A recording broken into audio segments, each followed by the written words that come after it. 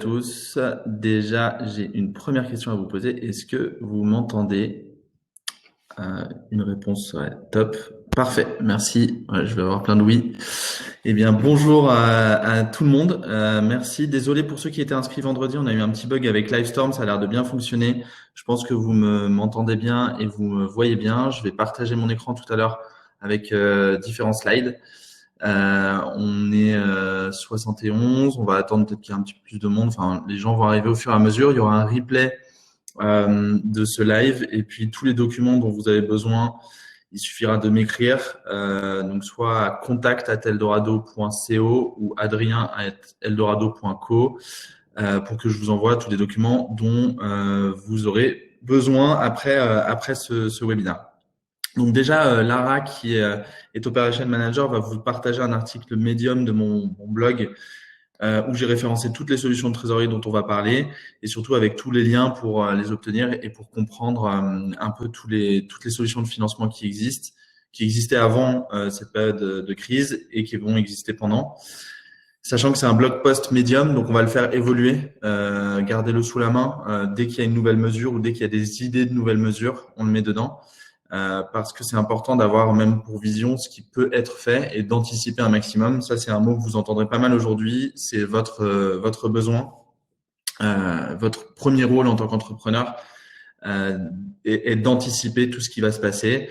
Donc, un maximum d'être très pragmatique sur quelles sont les mesures qui vont sortir, quelles sont les mesures que je dois prendre sur mon entreprise aujourd'hui par rapport à ce qui va se passer.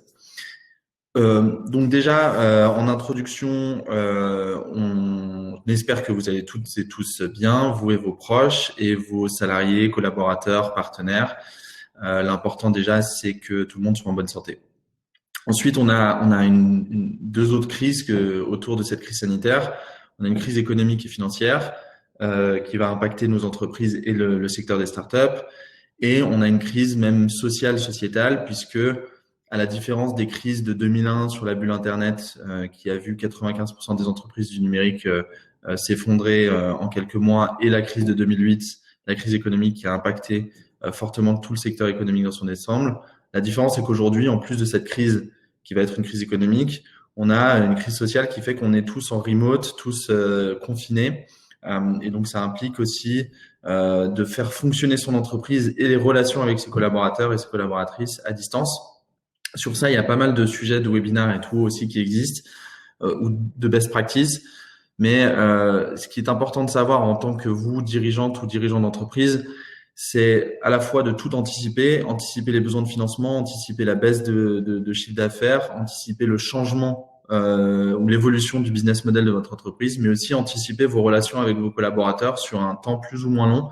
On ne sait pas combien de temps ça va durer. Donc, il faut faire des scénarios, un maximum de scénarios qui vous disent, si ça dure 2 mois, si ça dure 3 mois, ceux qui vont s'en sortir aujourd'hui, je le redis, c'est celles et ceux qui vont bien anticiper tout ce qui peut se passer, le scénario catastrophe au scénario moins pire qu'on pensait. Parce qu'aujourd'hui, le mot d'ordre, déjà, c'est de vous dire que de mon expérience et puis de des personnes avec qui j'ai pu parler la semaine dernière, c'est que personne ne sait. Que ce soit les directeurs des plus grands fonds d'investissement que j'ai eu au téléphone, le directeur de la BPI, personne ne sait quelle va être l'ampleur de ce qui va se passer. Ça ne veut pas dire qu'il faut être alarmiste. Ça ne veut pas dire aussi qu'il faut être sans trouver des solutions ou sans réfléchir aux scénarios les plus complexes. Ça veut dire qu'il faut être pragmatique, suivre au jour le jour ce qui se passe, même si c'est compliqué. Parfois, on a des enfants, on doit les garder, etc. Vous, votre rôle de chef d'entreprise, c'est vraiment d'être très pragmatique dans cette situation et de se réconforter quelque part en disant que personne ne sait ce qui va se passer, comment ça va se passer, ni quelles sont les mesures qui vont être prises, quels sont l'impact global sur l'économie qu'il va y avoir. Donc, le premier réflexe, anticiper. Le deuxième, être pragmatique. Et le troisième conseil que j'aurais à vous donner, c'est être résilient. Je suis un fervent défenseur de l'entrepreneuriat et du courage et de la résilience que doivent avoir les entrepreneurs. Là, c'est sans commune mesure. Déjà que c'est dur de créer une entreprise, une start-up qui plus est, de lever des fonds, trouver des clients, embaucher des collaborateurs, etc. Là, on a un peu une bombe qui vient d'exploser en plus sur les difficultés à rajouter un obstacle majeur qui est une crise économique, financière et qui touche tout le monde. Donc, si on n'est pas résilient, si vous ne vous accrochez pas à votre courage, ça va être encore plus compliqué. Donc, quelque part, aujourd'hui, on n'a que ça. On va voir ce qu'on a comme financement aujourd'hui et il y a d'autres types de financement. Mais voilà, c'est un peu les mots d'ordre que je voulais dire. Autre petit conseil, je vous donne juste 2-3 petits conseils. Après, on va parler du comportement des investisseurs et des financements aujourd'hui, qu'est-ce qui va se passer et puis des solutions concrètes qui existent. Déjà, en mode intro aussi, je vous encourage à vraiment être pragmatique dans vos lectures. Allez pas sur BFM, allez pas sur les thèses de confinement va durer 4 mois, 6 mois, 12 mois, regardez l'Italie, etc. Non, soyez pragmatique dans vos lectures, vous avez peu de temps. Il n'y a que 24 heures dans une journée, on est tous un peu fatigués, chamboulés. La première semaine, la semaine dernière a été très chargée. Cette semaine, soyez pragmatique dans vos lectures. Je vais lire que des choses qui veulent intéresser mon business. Je vais échanger avec des gens qui sont que pragmatiques aussi dans les décisions qu'on a à prendre sur mon business ou qui ont déjà vécu ça et qui vont pouvoir me faire des retours concrets. Par exemple, couper les coûts dans mon entreprise, par quoi je commence, qu'est-ce que je fais. Prendre les décisions de cash, d'aller contacter la BPI, la chambre de commerce, les numéros, etc. qui sont adaptés. Votre temps est limité et il faut agir le plus vite possible. Donc, échanger entre vous aussi un maximum, c'est un conseil que je donne entre entrepreneurs. C'est là où il y a les meilleurs conseils. Créer des groupes WhatsApp pour échanger sur j'ai vu cet article, j'ai vu que le chômage partiel allait évoluer sur telle et telle chose. Autre conseil, j'en ai 3 autres. Le premier, c'est questionner votre business maintenant. C'est-à-dire que si vous aviez un business qui se fondait sur des clients qui vont être dans l'incapacité de payer au moins pour 2 ou 3 mois, questionnez votre business. Est-ce que je peux trouver d'autres clients? Le recouvrement. Est-ce que j'étais à la fin de ma période de chômage pendant laquelle j'ai commencé à créer mon entreprise? Est-ce que la pérennité de mon business peut être vraiment menacée par l'aspect crise parce que mes prestataires, mes partenaires vont être inexistants pendant ces prochains mois? Donc, questionnez vraiment le fondement de votre business et son financement. J'allais lever des fonds dans 3 mois, ça va plus être possible. J'étais en pleine levée de fonds à telle valorisation, ça va être remis en question. Je voulais me diluer mon capital et ouvrir 20% de mon capital, ça va être moins d'argent levé par rapport à ce que vous vouliez faire. Donc, il y a aussi le rythme et l'accélération de votre business qui va être mis en place. Deuxième des derniers conseils, cash is king. Donc, l'argent, la trésorerie, tout l'argent que vous pouvez trouver de toutes les différentes sources, que ce soit les dispositifs exceptionnels pour la crise, les dispositifs déjà préexistants de financement non dilutif, de la BPI, des prêts, etc., ou des clients qui peuvent préfinancer, financer, vous rembourser d'une créance, c'est la priorité. La priorité, c'est que vous renflouez votre trésorerie, que vous renflouez votre compte en banque. Dans cette période, c'est vraiment le plus important. Et puis, dernier conseil. Alors, j'espère que vous m'entendez. Ronan me dit qu'il n'y a plus, d'ailleurs, bonjour Ronan, qu'il n'y a plus de son. Le son est OK. Donc, le dernier conseil que j'ai à vous donner, c'est clients. La priorité, c'est les clients, puisque vous n'allez pas pouvoir compter sur des investisseurs externes. Vous allez pouvoir compter sur peu de sources de financement complémentaires, du moins les optimiser. Donc, les clients. Ça veut dire comment je peux le plus vite possible avoir du chiffre d'affaires de mes clients, même si c'est plus petit, même si on est passé de 30 à 15 dans mon entreprise. Donc, on s'est reconcentré sur un type de clientèle. Tous les projets en cours, comme je disais, questionner votre business, et aussi, on avait ce projet de faire cette année, cette nouvelle version de la plateforme, on la fera pas cette année. On avait cette nouvelle features ou ce nouveau besoin auquel on voulait répondre, ce sera pas cette année. Donc, réduisez aussi vos équipes et vos besoins, mettez-les sur les besoins des clients. Donc, allez appeler vos clients. Cette semaine, quand je disais être pragmatique sur les appels que vous allez faire, c'est aussi de comprendre bien le besoin des clients. Donc, voilà quelques propos liminaires que je voulais vous partager en 10 minutes. Maintenant, je vais vous parler un petit peu du comportement des investisseurs. À quoi s'attendre globalement? Je suis pas devin, je n'ai pas une boule de cristal, mais globalement des crises économiques précédentes, comme je vous l'ai dit, personne ne sait ce qui va se passer, mais sur quoi on peut s'attendre? La première chose, c'est une contraction très forte de l'investissement. Donc, l'investissement des investisseurs privés, que ce soit les fonds d'investissement, les business angels, les corporate ventures et les clubs ou autres solutions d'investissement dans les startups vont considérablement réduire au moins 2 mois, 3 mois des nouveaux investissements. Donc, si vous avez projeté de faire une levée de fonds avant septembre, il va vraiment falloir trouver un autre plan B. On est terminé sur le plan 1. Pourquoi? Parce que les investisseurs, tout d'abord, les fonds d'investissement, eux, ont un objectif, c'est de sauver les entreprises dans lesquelles ils ont investi. Donc, ce qu'on appelle leur portfolio ou leur portefeuille d'entreprise, les aider à trouver des solutions concrètes pour qu'elles soient le plus pérennes possible. Donc, le cash qu'ils vont avoir et l'argent qu'ils vont avoir, c'est d'abord pour réinvestir dans les entreprises existantes. On va rapidement faire un laïus tout à l'heure. Si vous avez déjà levé avec un fonds ou avec des investisseurs, comment les solliciter pour avoir un bridge ou un tour de financement. Donc déjà, ils vont se concentrer sur les entreprises de leur portefeuille. Ils vont les classer. Je fais un webinaire avec Jean de la Roche-Brochard mercredi. Il reparlera de ça, où il expliquera la catégorisation des investissements qu'il y a dans le fonds, donc le portefeuille d'entreprise, en disant cette entreprise a besoin de moi et est dans une situation critique, mais son business va être mis en cause. Cette situation a besoin d'un peu de cash, mais peut se retourner en faisant des solutions de rupture ou d'économie sur ses coûts. Ou cette entreprise va plutôt bien s'en sortir pendant la crise ou pendant les 12-18 prochains mois, n'a pas besoin de cash. Et en fonction des classifications, ils vont décider de proposer des solutions de financement à leur entreprise et surtout de passer du temps. Je vous rappelle que les fonds d'investissement, généralement, ils sont 5 à 15 personnes pour gérer parfois 50 entreprises dans lesquelles ils ont investi et un deal flow énorme de plus de 1000 à 1500 entreprises qu'ils reçoivent par an. Aujourd'hui, ils vont concentrer tout leur temps opérationnel à aider leurs entrepreneurs. Donc pour ça, déjà, ces fonds d'investissement vont stopper net les investissements extérieurs. Ils vont potentiellement s'intéresser à vous. Donc, il faut rester alerte, il faut rester à communiquer avec les investisseurs. Il faut rester à dire, voilà, nous, on a un scénario post-crise. Donc, ça veut dire que ceux qui vont lever le plus vite quand ça repartira sont ceux qui auront anticipé la reprise et un scénario de reprise.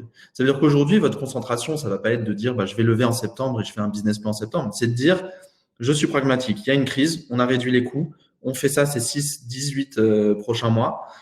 Ces 6 prochains mois, on a décidé de couper les coûts. Mais quand il y aura une reprise, voilà sur quoi on va lever. Voilà ce qu'on compte faire. Est-ce que ça vous intéresse juste d'en discuter ces prochains mois?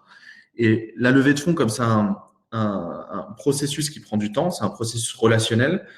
N'hésitez pas à faire du relationnel avec les investisseurs qui vont sûrement vous dire, nous, c'est pas notre sujet actuellement, mais on peut rapidement faire un call, voir où est-ce que vous en êtes. Mais en tout cas, ils n'auront pas, je pense, dans ces 2 ou 3 prochains mois, des décisions d'investissement sur les entreprises. Une exception près, si vous êtes dans un secteur qui n'est vraiment pas touché par la crise ou très peu touché par la crise, ou si vous êtes une entreprise qui est dans le secteur, par exemple en medtech, qui fait une solution, qui font une solution de favorisation de vaccination ou ce genre de choses. Vous êtes dans la thématique, là potentiellement il y aura des investisseurs qui seront intéressés. Qu'est-ce que ça veut dire? Ça ne veut pas dire que c'est grave, parce que cet argent qu'ont les fonds d'investissement va rester. Il y a des fonds qui ont beaucoup de liquidités, qui ont levé ces 18 derniers mois, et ça va juste faire un décalage. C'est un peu ce que je vous disais de rester alerte. C'est un peu comme les concerts. Le concert de Céline Dion, il est reporté, mais il n'est pas annulé. Les investissements, c'est pareil. Ils sont pas annulés, ils seront reportés. On ne sait pas encore quand. La tendance va être forcément à la chute mois de mars, avril, mai, mais va repartir progressivement. Il y a des fonds ou des investisseurs qui vont repartir. C'est pareil pour la deuxième catégorie qui sont les corporate ventures. Eux vont sauver leur propre économie et la valeur de leur cotation boursière. Première chose, ils vont attendre un retour de la cotation boursière pour pouvoir faire des investissements dans l'innovation et la tech. Ensuite, il y a les business angels. Donc les business angels, c'est assez complexe parce qu'il y a toute une catégorie de business angels qui vont être impactés par la bourse. Donc, du coup, qui vont avoir une vraie baisse de leur valeur patrimoniale, qui sont généralement les gros business angels, et vont se dire, oulala, j'ai déjà pris cher en bourse, je prends cher dans mes participations, puisque dans mes participations de startups dans lesquelles j'ai investi, parfois 10, 20, 50 startups, il y en a 25 qui sont totalement à l'arrêt, 30 dont on ne sait pas ce qui va se passer. Donc, ces business angels-là vont avoir tendance à pas faire d'investissement extérieur à très court terme, mais peuvent repartir. Pourquoi? Parce que aussi bien sur les fonds d'investissement et les business angels, et c'est sur ça qu'il faut se raccrocher, c'est pour ça que je vous disais qu'il faut être résilient aussi au début, c'est que ça va repartir. C'est sûr, dans tout phénomène de crise, que ce soit dans 3 mois ou dans 6 mois ou dans 9 mois. Et quand je vous disais d'anticiper, c'est anticiper ce retour à l'économie parce que les opportunités, elles sont existantes aujourd'hui. Donc, si vous faites les bons contacts et que vous anticipez ça, vous vous en sortirez mieux parce que les business angels vont chercher des bonnes opportunités. Donc, si vous avez une opportunité si vous êtes une bonne opportunité pour un business angel, quand il sera plus rassuré pour faire l'investissement, vous serez susceptible de l'avoir plus rapidement que prévu. Donc, les business angels, voilà, sur cette catégorie-là, vont être un petit peu plus restreints dans leur investissement. Les autres aussi, c'est-à-dire que pas forcément en termes de cash ou de liquidité, mais vont dire, oula, là, c'est que la deuxième semaine de confinement, on ne sait pas combien de temps ça va durer, on ne sait pas combien de temps les business vont être impactés, donc je vais attendre avant d'investir. Donc, cette catégorie-là, pareil, essayez de vous montrer, essayez de garder les relations. Et puis la troisième partie, c'est ceux qui sont déjà en processus de levée de fonds. Une petite parenthèse pour vous, si vous étiez déjà en processus de levée de fonds, closez le plus rapidement possible sans remettre en cause la valorisation sur lesquelles ils sont rentrés. S'il y a des potentielles remises en cause de la valorisation, essayez de trouver un juste milieu parce qu'effectivement, c'est vrai qu'une des tendances qu'on va voir, on va en parler tout à l'heure, ces prochains mois, c'est une très grosse baisse des valorisations des entrepreneurs. C'est-à-dire que quand on va retourner sur une période d'investissement, imaginons que ce soit après l'été, on peut clairement penser que les valorisations de début 2020 ou de tout 2019 vont être au moins divisées par 2, puisque les scénarios de crise, post-scénario de crise, la valorisation globale du marché diminue. Regardez, la bourse a pris 50% de diminution depuis mars. Donc, c'est pareil pour l'investissement en start-up ou en private equity. Ça, c'est le comportement global des investisseurs privés. Donc, contraction de l'investissement, mais restez en contact avec eux et puis essayez de closer vos tours si vous êtes en phase de clôture. Les 3 autres mécanismes de financement, je vais vous montrer rapidement. On a un panorama, tout ça sur Eldorado et puis sur notre présentation. Ce sont les banques. Donc là, votre rôle, c'est de contacter vos conseillers bancaires et de contacter d'autres banques en disant on est un business qui a besoin de cash ces 6 prochains mois. On faisait tant de chiffre d'affaires avant et on compte en faire tant après la crise. Est-ce que vous avez des solutions de financement bancaire qui, on va en parler, peuvent être contre-garanties par la BPI? Donc, essayez de prendre le moins possible de caution et de garantie personnelle pendant cette période parce que c'est très risqué. Donc, les banques, les financements publics, donc chambre de commerce, région et surtout la BPI, la Banque publique d'investissement, on va en parler un petit peu après aussi, sont des organismes que vous devez contacter, savoir, connaître tous les financements. Là-dessus aussi, hein, vous pouvez m'écrire des mails sans problème, on peut vous guider. C'est notre rôle chez Eldorado, c'est vraiment de vous guider dans les financements. Donc, sur la BPI, quels sont les chargés d'affaires, comment les contacter, qu'est-ce qu'il faut leur dire, etc. Une panel de financement disponible. Eux, à la différence des investisseurs privés, vont être sur un mécanisme de soutien massif qui a déjà commencé depuis début mars, depuis le 6 mars et qui a accéléré la semaine dernière et qui va continuer. Il y a des mécanismes de financement, rapidité, ils vont être très disponibles.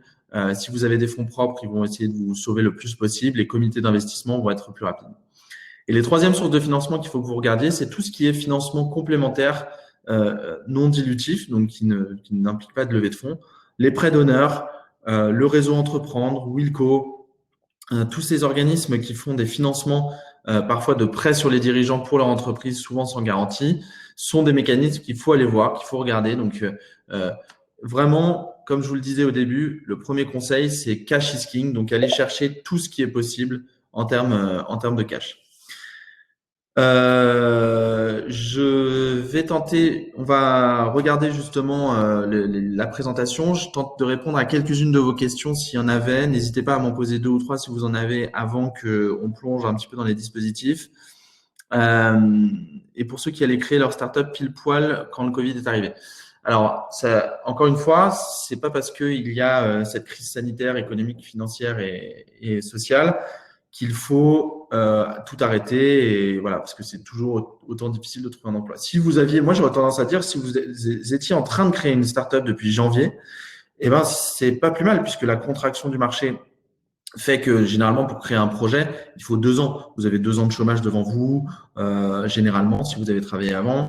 Vous avez 2 ans de développement. Et pendant ces 2 ans, les 6 premiers mois vont être gelés pour tout le monde. Donc c'est l'occasion de bosser sur votre produit, votre projet à moindre coût. Vous bossez de chez vous, vous n'avez pas de bureau à payer, vous n'avez pas de réseau ou d'outils, etc. Vous vous concentrez sur votre produit, votre roadmap, etc. Donc quelque part, créer une entreprise pendant ce moment-là, c'est pas le plus mal. Et puis, comme ça, vous pourrez anticiper les financements après la crise, justement en disant, bon, bah, après la crise, je vais mettre 10 000 euros dans mon entreprise pour avoir une bourse French Tech, puis pour aller chercher des subventions et des prêts d'honneur et faire une levée de fonds quand ça repartira. Voilà, donc ne vous découragez pas.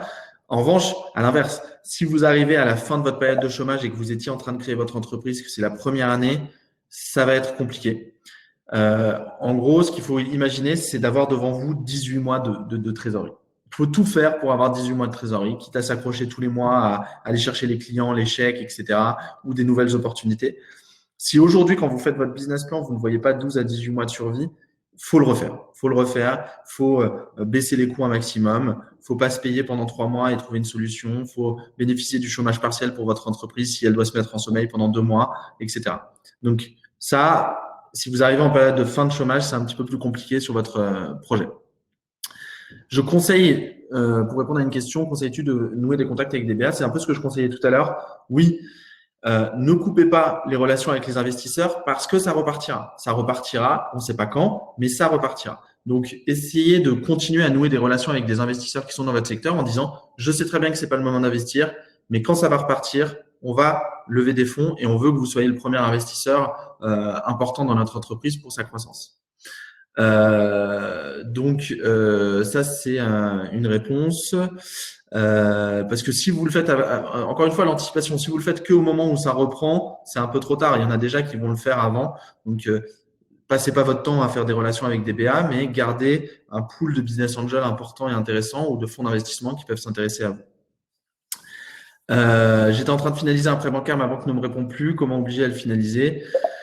Alors, si vous étiez en process de validation d'un prêt, généralement, oui, vous pouvez le faire. Après, bon, dans cette période, c'est un peu le flou, donc on ne sait pas s'il y a des obligations pour les prêts bancaires des entreprises. Il y a une obligation aujourd'hui qui va sortir, enfin qui va être quasiment obligatoire, c'est si vous obtenez un prêt bancaire et qu'il est insuffisant, la BPI va le compléter par le mécanisme de ce qu'on appelle le prêt atout qui vient de sortir, qui est un mécanisme de cofinancement bancaire. Si vous avez demandé 100 000 euros à la banque et qu'elle ne vous donne que 50 000 euros, la BPI va vous donner les 50 000 euros, vous prêtez les 50 000 euros restants. C'est encore un peu flou sur les taux, les dynamiques de remboursement. Généralement, la dynamique va être un remboursement 12 mois avec un différé de remboursement de 12 mois. Donc, c'est-à-dire que vous allez avoir du cash directement et qu'une fois que le scénario de reprise sera plus clair, vous pourrez rembourser après.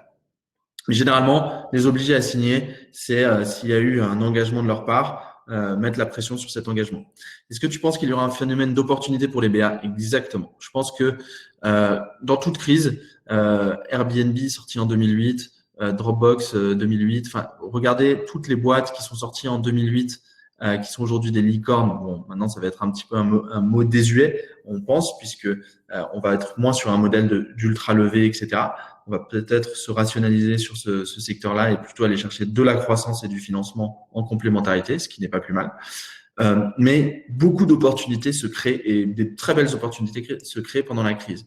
Essayez de tirer votre épingle du jeu. Je réfléchis à mon business, comment je peux tirer mon épingle du jeu et dans 2 ans, il faut qu'on se dise, grâce à ce qu'on avait fait pendant cette crise-là, on a trouvé un nouvel axe de business et on a trouvé une vraie opportunité.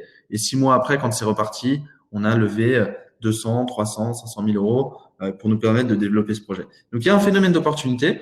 Comme la bourse, vous voyez, tous les investisseurs, même des business angels peuvent se dire, bah voilà, la bourse diminue, c'est aujourd'hui qu'il faut acheter pour quand ça repartira.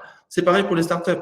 Les valos sont plus basses, donc vous allez malheureusement en tant qu'entrepreneur céder plus de capital que vous en auriez cédé si vous étiez à ce stade de développement ou lever moins d'argent. Mais il y a des entrepreneurs qui vont vous voir comme une opportunité post-reprise qui peut être intéressante. Alors, si votre startup est dans le marché, alors on ne va pas faire secteur par secteur, analysez bien votre secteur. Pour l'instant, le marché du recrutement n'est pas, de ce que j'ai vu de cabinets de recrutement avec qui je travaille, pas pénalisé parce que si vous êtes dans le recrutement, pareil, parlez à vos clients du scénario de reprise. Il faut anticiper ces recrutements post-reprise, sa marque employeur, sa communication, etc. Donc, si vous êtes dans le recrutement, ce ne sera pas forcément impacté. On va switcher sur la présentation que je vais montrer sur justement les solutions d'aide concrètes. Donc, j'active le partage d'écran qui doit être… Voilà. Et donc, ça, c'est une masterclass qu'on faisait. Donc là, vous avez mon adresse mail. Je vous invite à la noter. Et si vous avez la moindre question, les documents à obtenir, etc., je vous dirigerai ensuite vers les bonnes personnes. Nous, chez Eldorado, notre but, c'est d'aider toutes les entreprises à trouver tous les financements disponibles. On fait ça depuis plusieurs années. On a accompagné 470 entreprises l'année dernière. Donc, en temps de crise, il y a des financements disponibles. On peut vous guider, vous aider et solutionner cette période qui est vraiment très spéciale pour tout le monde.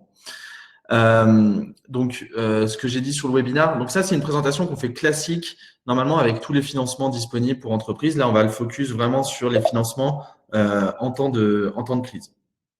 Je vais juste essayer de le réduire un tout petit peu pour pouvoir voir le chat en même temps. Et voilà, j'essaie de l'adapter et voir le chat en même temps. Comme ça, je vois vos questions et il y en a d'autres justement. Hop, je vais les voir dans l'onglet questions. Ok, bon, je répondrai aux questions juste après, posez-les. Donc, Eldorado, qui sommes-nous? On va passer parce qu'on n'a pas de temps et le webinaire dure 45 minutes et j'aimerais vraiment tout traiter. Mais sur notre blog, encore une fois, on a des articles et surtout sur mon Medium, un article sur tous les financements disponibles.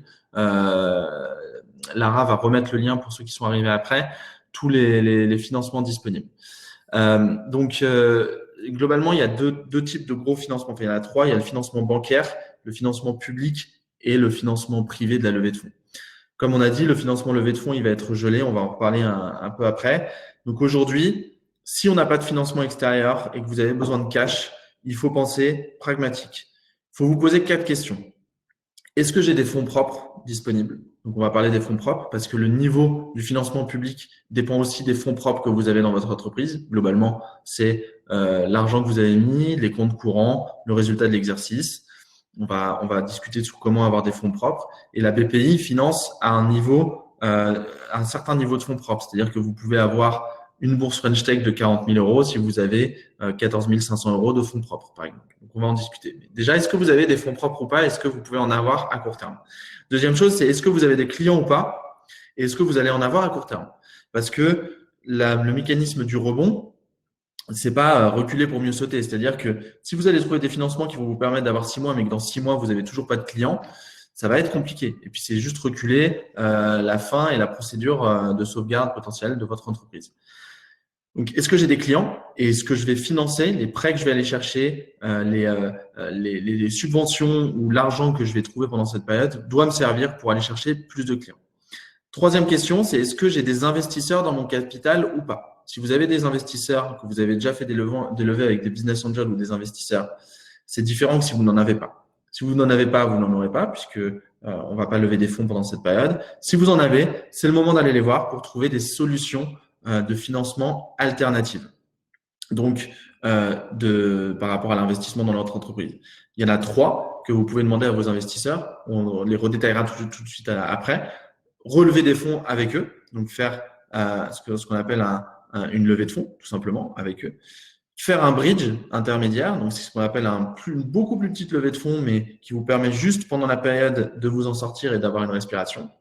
Et le troisième mécanisme, c'est faire un mécanisme de compte courant, c'est-à-dire que les investisseurs historiques vont vous faire un prêt que vous leur remboursez plus tard. Ce prêt peut être gratuit ou rémunéré. C'est un mécanisme qui est plus léger, parce que là, c'est un virement direct avec une reconnaissance de dette. Et généralement, la responsabilité des investisseurs que vous avez, c'est de vous aider pendant cette période de crise.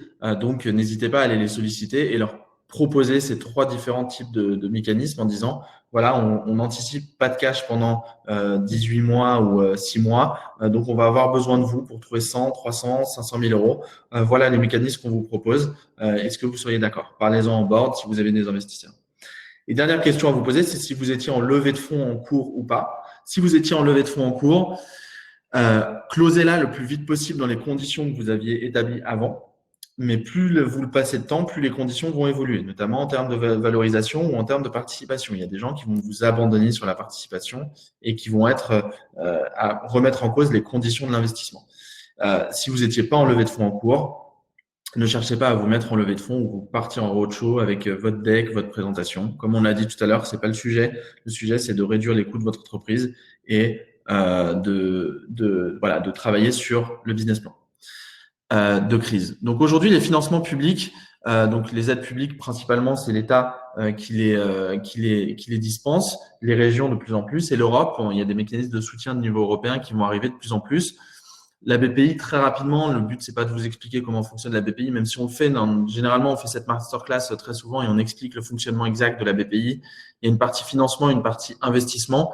La partie investissement, elle ne va pas être mise en pause. L'engagement de l'État aujourd'hui, c'est de dire, à minima, la BPI va continuer à fonctionner comme avant et va même mieux fonctionner. Des délais de réponse plus courts, des engagements de défense des entreprises sur lesquels ils ont déjà investi ou ils souhaitaient investir plus forts et un rythme d'investissement ou de financement similaire, au moins similaire à avant la crise.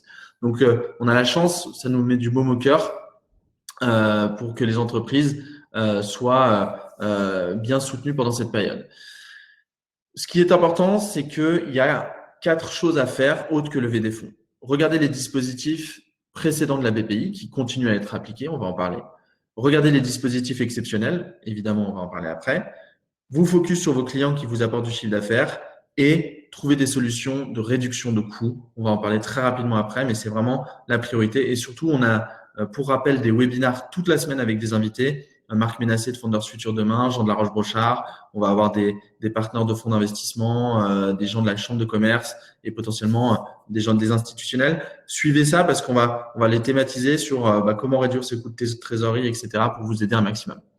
Donc, les dispositifs existants qui existaient, il y en a plus de 1500. Des aides, elles sont de différentes natures. Là, on va parler des dispositifs qui existaient avant, qui sont encore éligibles. C'est-à-dire que si vous n'aviez pas pensé à solliciter la BPI sur des mécanismes qui existaient déjà, sur lesquels vous êtes potentiellement éligible, c'est le moment de se pencher dessus. Donc, il y a 2 sujets du jour ou de la semaine. C'est de se dire, il y a des mécanismes d'aide à l'innovation ou de subvention ou de prêt, etc., qui existaient avant. Est-ce que j'ai tout fait ou est-ce que j'en ai pas fait? Donc, premier sujet. Et le deuxième sujet, il y a des dispositifs exceptionnels dus à la crise du Covid. Est-ce que je suis éligible? Est-ce que je peux les faire? Prenez ces 2 sujets à part, car les conditions d'obtention sont différentes. Ça ne veut pas dire que vous ne pouvez pas avoir différents mécanismes. Encore une fois, prenez tout ce qui est à prendre.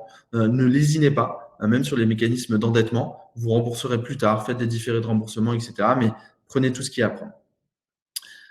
6 mécanismes qui existent.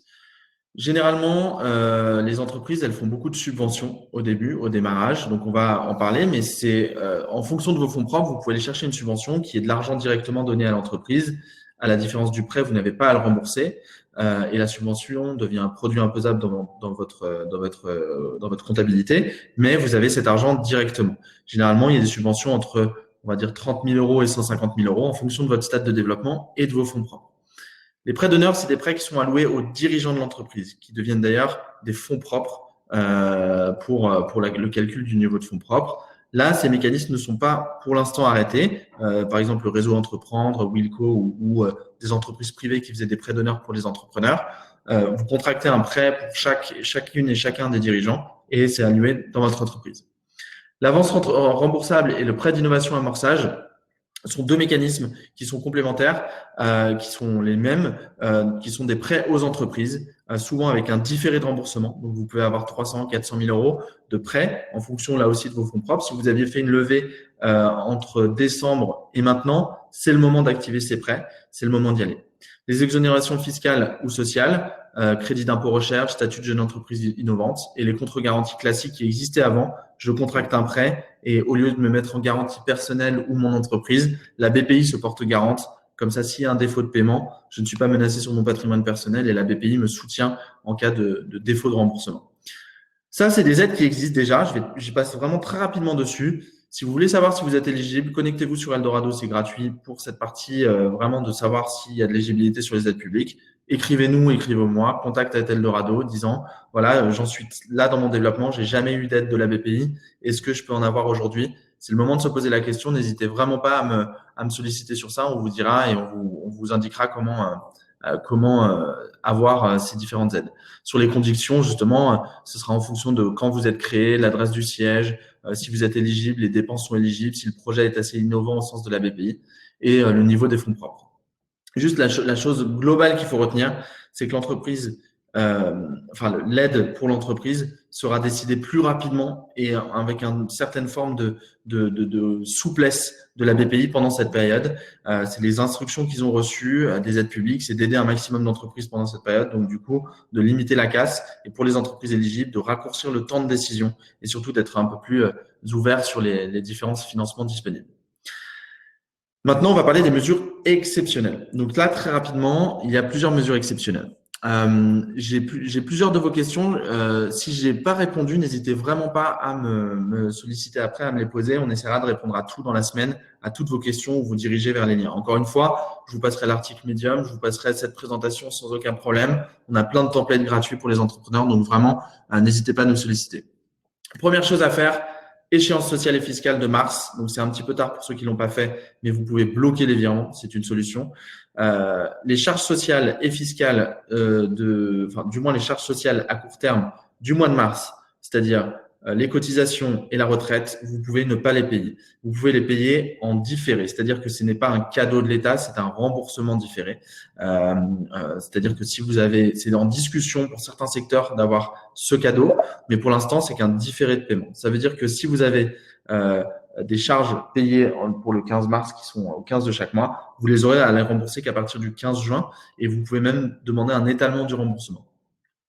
Il est fort à parier que l'État va continuer ce mécanisme de décalage du paiement de l'URSSAF pour le mois d'avril. Donc, vous aurez tout le temps avec votre comptable de ne pas payer et de demander ce délai. Si vous ne l'avez pas fait, bloquez les virements avec votre banque pour l'URSSAF, la retraite, et vous justifierez ce blocage qui sera vraiment accepté parce qu'il y a une compréhension des pouvoirs publics à ce moment-là. Donc, et vous aurez un différé de remboursement après. Il y a, dans les situations les plus difficiles, des remises d'impôts directes. Vous contactez votre service des impôts des entreprises, vous connectez sur votre espace, vous demandez à votre office manager ou votre expert comptable de le faire, de remise d'impôts directes, c'est-à-dire la TVA, l'impôt sur les sociétés si vous en aviez et des échéances d'impôts sur les sociétés. Demandez-les, ils seront généralement acceptés pendant cette période. Troisième chose, un rééchelonnement des crédits bancaires. Les banques aujourd'hui sont obligées par l'État quasiment, on va voir sur quelle forme ça prend, de rééchelonner les crédits bancaires sans remettre les conditions de remboursement, notamment du taux, pour les entreprises. Beaucoup de banques mettent même 6 mois de décalage de leur crédit bancaire. Donc, l'État va favoriser un maximum ça. Donc, contactez votre organisme bancaire.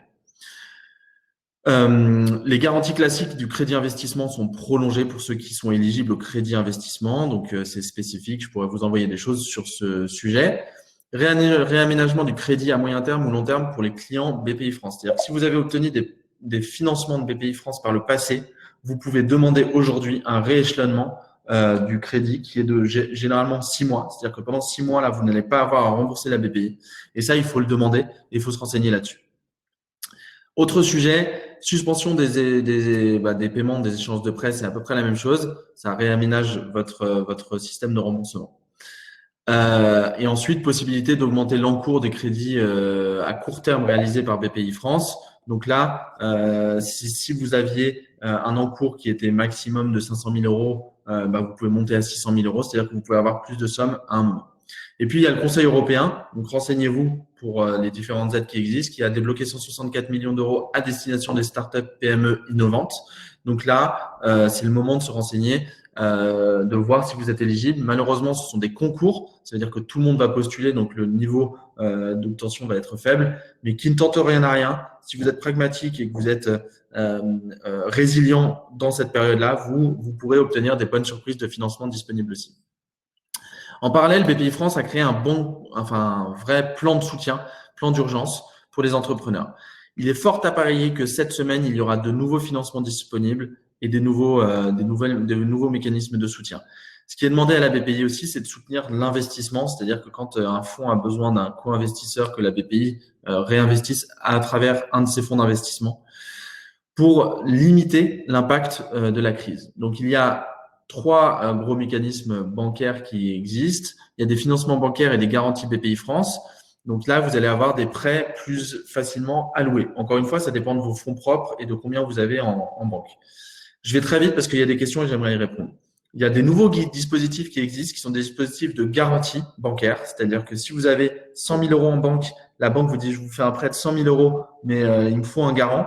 La BPI va très rapidement être en garantie. Généralement, le lien se fait entre votre chargé d'affaires bancaire et entre le chargé régional de la BPI. S'il ne se fait pas, à vous de le faire. Contactez ces différents interlocuteurs qui doivent se mettre en relation pour signer une contre-garantie. Donc les garanties bancaires et le dernier dispositif qui est un prêt à tout, j'en ai parlé rapidement tout à l'heure. Si vous cherchez 100 000 euros de prêt à votre banque et qu'elle veut faire que 30 000 euros, vous pouvez avoir 60 000 euros avec 30 000 euros supplémentaires. Si elle fait 50 000 euros, la BPI peut financer le prêt à hauteur de 50 000 euros supplémentaires et contre-garantir l'autre partie du financement. Je vais rapidement répondre aux autres questions. J'ai une présentation après sur les conditions d'éligibilité, qu'est-ce que c'est que les fonds propres, etc. Comme il reste que 5 minutes, j'aimerais répondre aux questions. Et on a une présentation qui est même assez large où on a des templates sur les conditions de succès d'une levée de fonds. Donc là, c'est peut-être plus trop, ou d'impact d'actionnaires qui sont plus trop d'actualité vu que l'investissement va être gelé. Mais il y a des templates, par exemple, si vous faites un tour de table ou si vous voulez comprendre mieux le secteur des fonds d'investissement, c'est le moment. Je vous partagerai volontiers la présentation sans problème après. Je vais répondre rapidement aux questions. Quelles sont les solutions de financement pour start-up pas encore créées? Alors déjà, je vais désactiver le partage d'écran. J'espère que ça n'a pas bugué. J'ai l'impression que ça a bugué.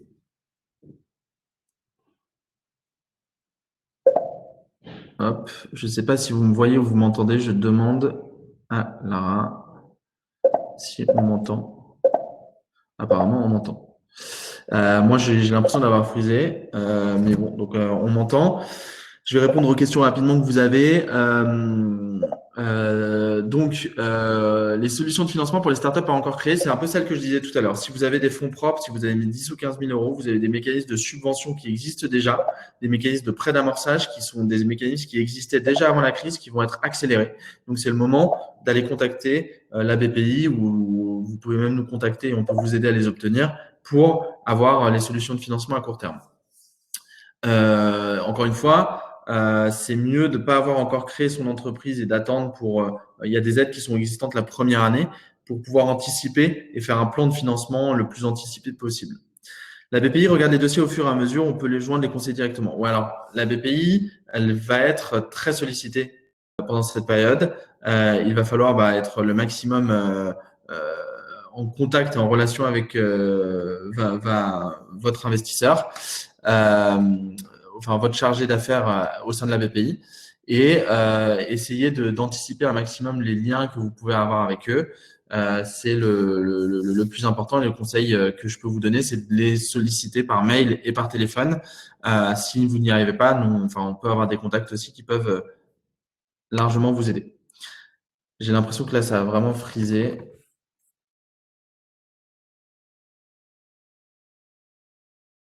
Non, peut-être pas. Du coup, dernier conseil que je peux vous donner. Bon, déjà, vous pouvez nous demander la présentation, encore une fois, la vidéo, etc.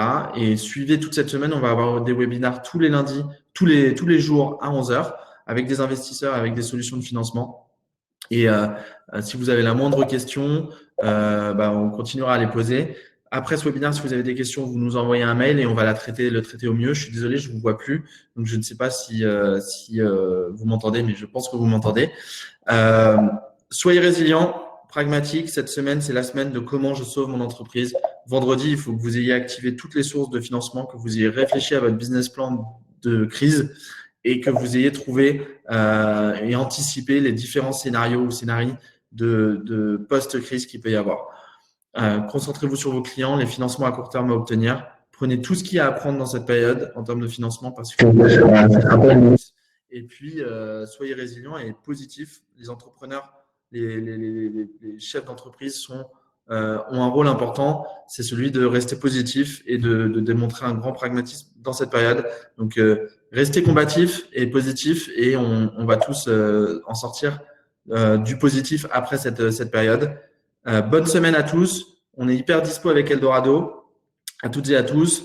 N'hésitez pas à nous solliciter. On est là pour vous aider. Et puis, n'hésitez pas à partager nos webinars avec vos amis entrepreneurs. C'est gratuit, c'est fait pour aider.